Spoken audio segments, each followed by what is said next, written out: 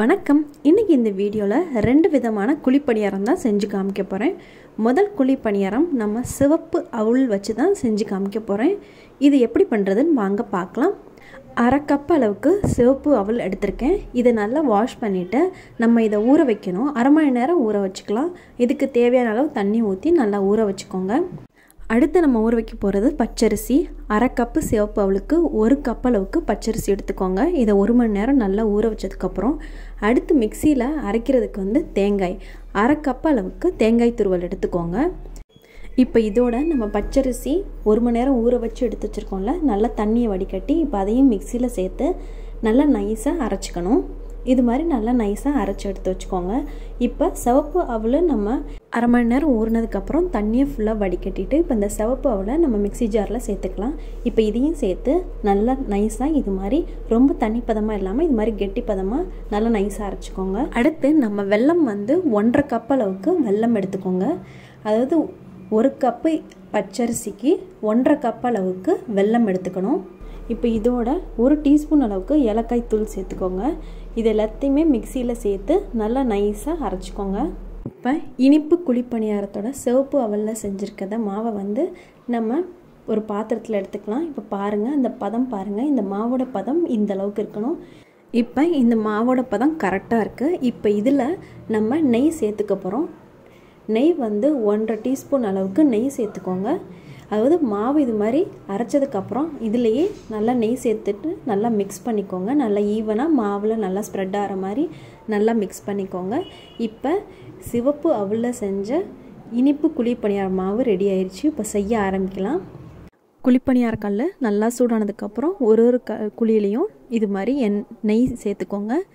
நெய் சேர்த்து நல்லா மாவு ஊற்றி செஞ்சோன்னா ரொம்ப டேஸ்ட்டாகவும் இருக்கும். இது மாதிரி எல்லா குழியிலையும் மாவு சேர்த்துக்கோங்க. இது மாதிரி செஞ்சோன்னா ரொம்ப சுவையாக இருக்கும். ஒரு சைடு நல்லா வெந்ததுக்கப்புறம் இன்னொரு சைடு நல்லா திருப்பி போட்டுக்கோங்க. இப்போ பாருங்கள், ரொம்ப சுவையான ரொம்ப சத்தான சிவப்பு அவலில் செஞ்ச இனிப்பு குழிப்பணியாரம் நீங்களும் இது மாதிரி ட்ரை பண்ணி பாருங்கள். ரொம்ப சுவையானதாகவும் இருக்கும், ரொம்ப சத்தான குழிப்பணியாரம். இப்போ நம்ம அடுத்து செய்ய போகிற குழிப்பணியாரம் கார குழிப்பணியாரம். இதுக்கு நம்ம இட்லி மாவு வீட்டில் வச்சுருக்க இட்லி மாவு வச்சு தான் செய்ய போகிறோம். இதுக்கு நம்ம வெங்காயம், பச்சை மிளகாய், கொஞ்சமாக கருவேப்பிலை இது எல்லாத்தையுமே நல்லா சின்ன சின்னதாக நறுக்கி இது மாதிரி எடுத்து வச்சுக்கோங்க. இப்போ இதை நம்ம இட்லி மாவில் சேர்த்துக்கலாம். இட்லி மாவில் அதிகமாக இது மாதிரி வெங்காயம் சேர்த்தோன்னா ரொம்ப சுவையாக இருக்கும் கார குழிப்பணியாரத்துக்கு. இப்போ இது மாதிரி சேர்த்ததுக்கப்புறம் நல்லா மிக்ஸ் பண்ணிக்கோங்க. மாவில் குழிப்பணியார மாவில் எந்த ஒரு தண்ணியும் ஊற்ற வேணாம். தண்ணி பதமாக இருந்துச்சுன்னா நல்லா இருக்காது. இப்போ பாருங்கள், இந்த அளவுக்கு கரெக்டாக இருக்குது. மாவு பதமும் ரொம்ப கரெக்டாக இருக்குது. இப்போ நம்ம இந்த வெங்காயம், கருவேப்பிலை, பச்சை மிளகாய்லாம் சேர்த்ததுக்கப்புறம் தாளிக்கிறதுக்கு இப்போ எண்ணெய் சேர்த்துக்கோங்க. 2 டேபிள் ஸ்பூன் அளவுக்கு எண்ணெய் சேர்த்துக்கோங்க.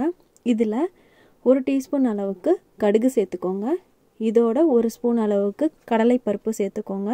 இப்போ இது எல்லாத்தையுமே நம்ம மாவில் சேர்த்துக்கலாம். நல்லா மிக்ஸ் பண்ணிட்டோன்னா இப்போ கார குழிப்பணியார மாவு ரெடி ஆயிடுச்சு. கல் சூடானதுக்கப்புறம் எல்லா குழியிலையும் தேவையான அளவு எண்ணெய் சேர்த்துக்கோங்க. எல்லா குழியிலையும் மாவு ஊற்றினதுக்கப்புறம் நம்ம இந்த கார குழிப்பணியாரத்தை நம்ம வேக வைக்கிறதுக்கு மூடி வச்சு தான் வேக வைக்கணும். அப்போ நல்லா இன்னும் ரோஸ்ட்டாகவும் வரும், நல்லா கரெக்டாக இருக்கும். அதனால் இப்போ மூடி வச்சு வேக வைக்கலாம். அதாவது மீடியம் ஃப்ளேம்லேயே வச்சு செய்யுங்க. இப்போ ஒரு சைடு நல்லா வேக வச்சதுக்கப்புறம் இன்னொரு சைடு திருப்பி போட்டுக்கோங்க. இப்போ பாருங்கள் எவ்வளோ ரோஸ்ட்டாக இருக்குல்ல. இது மாதிரி செய்யும்போது குழந்தைங்களும் ரொம்ப விரும்பி சாப்பிடுவாங்க, ரொம்ப டேஸ்ட்டாகவும் இருக்கும். இப்போ ரொம்ப சுவையான கார குழிப்பணியாரமும் ரெடி ஆயிடுச்சு. இந்த 2 வெரைட்டியான குழிப்பணியாரமும் நீங்களும் செஞ்சு பாருங்கள்.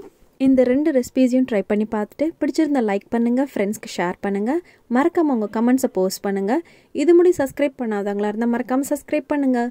வீடியோ பார்த்ததுக்கு ரொம்ப நன்றி.